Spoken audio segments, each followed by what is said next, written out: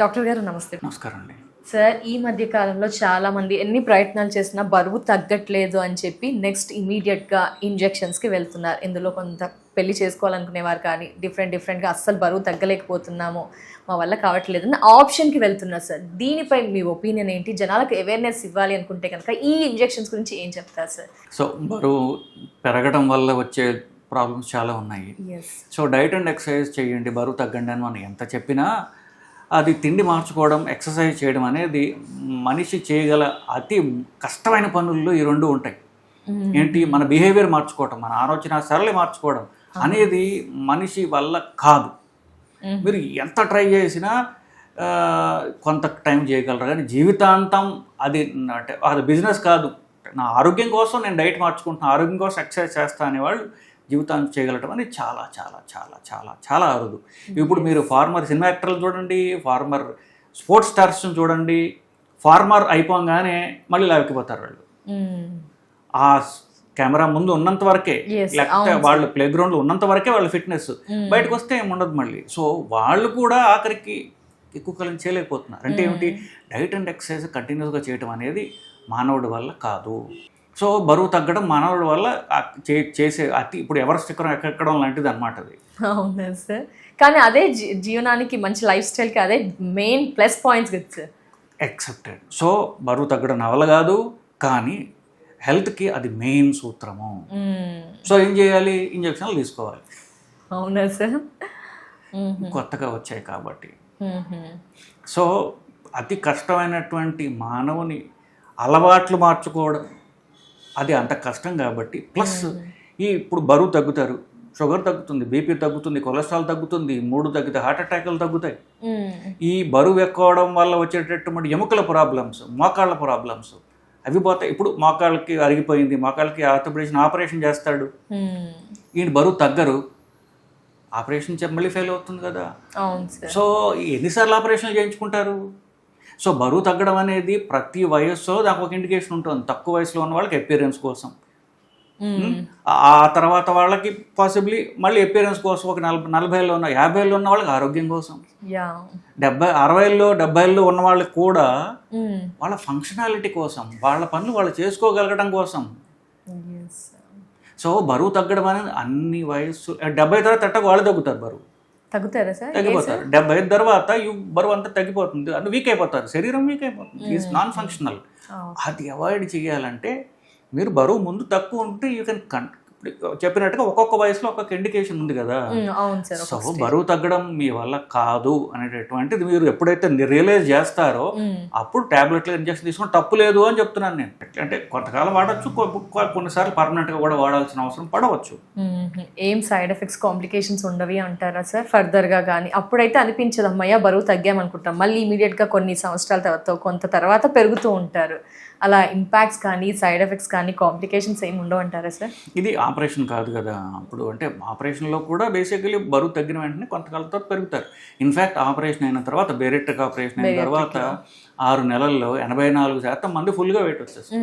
84% మంది. అంటే ఏమిటి, మనిషి యొక్క నేను చెప్పినట్టుగా వాళ్ళ డైట్ అండ్ ఎక్సర్సైజ్ మార్చడం అనేది ఆపరేషన్ వల్ల కూడా కావడం లేదు. ఇప్పుడు ఇంజక్షన్లు అనేటటువంటివి లాంగ్ టర్మ్ ఆప్షన్. నేను చూసిన వాటిల్లో నా ఎక్స్పీరియన్స్, నేను ట్రీట్ చేసిన వాళ్ళలో 7 నెలల్లో చాలా వరకు 25% ఆఫ్ వెయిట్ తగ్గిపోతారు. వాళ్ళకి కావాల్సినటువంటి ఐడియల్ షేప్ కూడా వచ్చేస్తారు, మోస్ట్ ఆఫ్ ది పీపుల్ వచ్చేస్తారు. ఆ తర్వాత అంటే ఈ 7 నెలల్లో లేదా సంవత్సరంలో మీ యొక్క డైట్ ఎక్సర్సైజ్ మీరు ఫిక్స్ చేసుకోకపోతే, ఇంజక్షన్ ఆపేసిన తర్వాత 800 గ్రాముల నుంచి 1 కిలో దాకా మళ్ళీ బరువు రీగెయిన్ స్టార్ట్ అవుతుంది.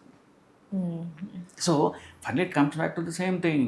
డైట్ అండ్ ఎక్సర్సైజ్ మీరు ఎక్కువ కాలం చేయాలి. మీరు చేయలేని పక్షంలో ఇంజక్షన్ ఎక్కువ కాలం తీసుకోండి, అంతకంటే వేరే మార్గం లేదు.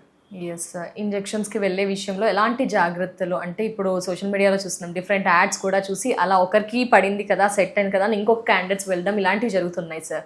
సో ఇంజెక్షన్స్ తీసుకునే విషయంలో ఎలాంటి జాగ్రత్తలు, ఎలా ఫాలో అవ్వాలి, డాక్టర్ని ఎలా చూస్ చేసుకోవాలి, క్లినిక్ని ఎలా సెలెక్ట్ చేసుకోవాలి? ఫస్ట్ డాక్టర్నే చూస్ చేసుకోండి. Okay sir. బ్యూటీషియన్ని, జిమ్ ట్రైనర్లని, ఒకరికి అయ్యిందని ఇన్స్టాల్స్ వాటిలో చూసామని మీ ఫ్రెండ్స్ని చూసి, లేకపోతే సోషల్ మీడియాలో చూసి, మందుల షాప్ వాళ్ళని చూసి, మీ పక్కింటి ఆమెని చూసి, లేకపోతే మీ ఇంటి దగ్గర ఉన్నటువంటి చిన్న డాక్టర్ని చూసో వీళ్ళని ఫాలో ఇంజెక్షన్ ప్రిస్క్రిప్షన్స్ తీసుకోకండి. ఎందుకంటే ఈ ప్రస్తుతం ఉన్న స్టేజ్లో ఇలా తీసుకుని వచ్చిన వాళ్ళు నా దగ్గర ఎక్కువ మంది వస్తుంటారు. నేను 4 నెలల ఇంజెక్షన్ తీసుకున్నానండి, 2 కిలోలు తగ్గానండి. ఈలోపు 15 నెలలు 60,000 70,000 ఖర్చు అయిపోయింది. So first proper doctor prescription తీసుకోండి, నెల మీ డాక్టర్ని కలవండి. ఎందుకంటే నెల ప్రోగ్రెస్ మనం అసెస్ చేయాలి. ఒకవేళ నెలలో మనం ఆశించినంత వెయిట్ తగ్గకపోతే నెక్స్ట్ నేనేం చేయాలి అనేటువంటిది ఆ నెలలో డిసైడ్ చేయబడుతుంది.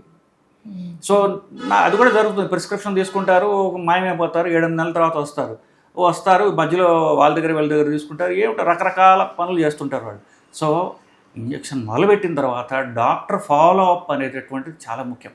ఎందుకు, మీకు కావాల్సిన వెయిట్ లాస్ మీరు ఖర్చు పెడుతున్నారు, దానికి మీరు ఖర్చు పెడుతున్నారు కాబట్టి మనం ఆశించినంత వెయిట్ లాస్ వస్తుందా రావట్లేదా అని తెలుసుకోవడం ముఖ్యం.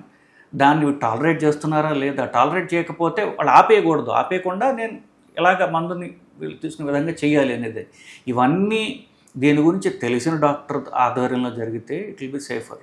Okay sir. లేకపోతే it's a failed experiment. So డాక్టర్ని కంటిన్యూగా ఫాలో అవ్వండి అంటున్నారు. చాలా వరకు కన్సిస్టెన్సీ మెయింటైన్ చేయండి సార్. ఏదైనా అవకాశం ఉన్నప్పుడు, లేకపోతే అకేషన్ ఉందనో, సందర్భమో, ఏదైనా సిచ్యువేషన్ వచ్చినప్పుడు బరువు అయితే తగ్గుతారు సార్.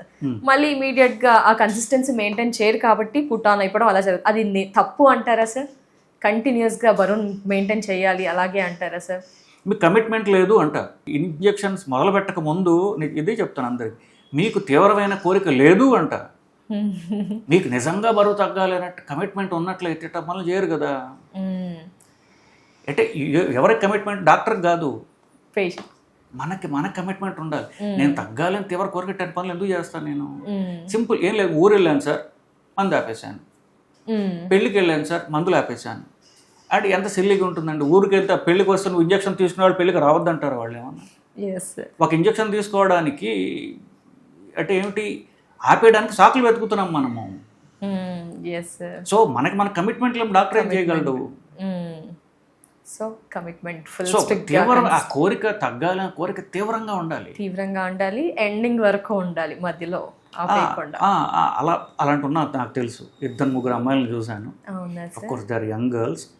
వాళ్ళ కమిట్మెంట్కి నేను ఆశ్చర్యపోయాను. విజార్కి, అమ్మా నువ్వు జిమ్లో చేరాలి, స్ట్రెంగ్త్ ట్రైనింగ్ చేరాలంటే నెక్స్ట్ డే దే జాయిన్ చేయం.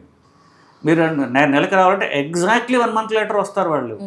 I have seen a girl lose 25 kilos in 6 months. అంటే ఫస్ట్ ఆ అమ్మాయిని వాళ్ళ పేరెంట్స్ ఇద్దరు నేను కలిసి కన్విన్స్ చేయడానికి 4 రోజులు పట్టింది. And she is working in a high position in a big corporate job. And she didn't marry. ఎందుకు అంటే తన బాడీ అపియరెన్స్ వల్ల ఆమె కాన్ఫిడెన్స్ తగ్గిపోయింది.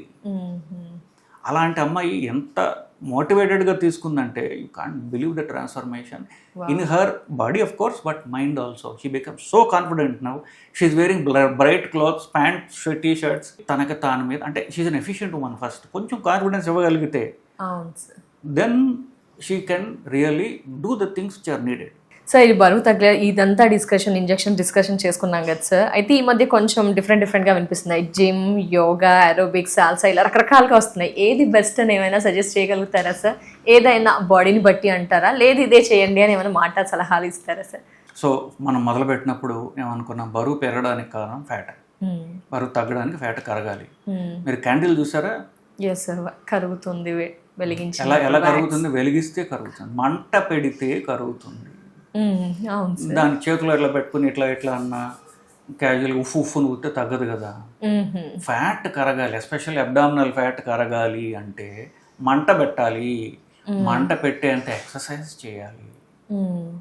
నేను యోగా చేస్తా, రోజుకి 4,000 స్టెప్లు వేస్తా, 5,000 స్టెప్లు వేస్తా. ఇవన్నీ కూడా నేను చెప్పినట్టుగా ఫ్యాట్ కరిగేవి కాదు, కాస్త బెటర్ అవుతారు మీరు.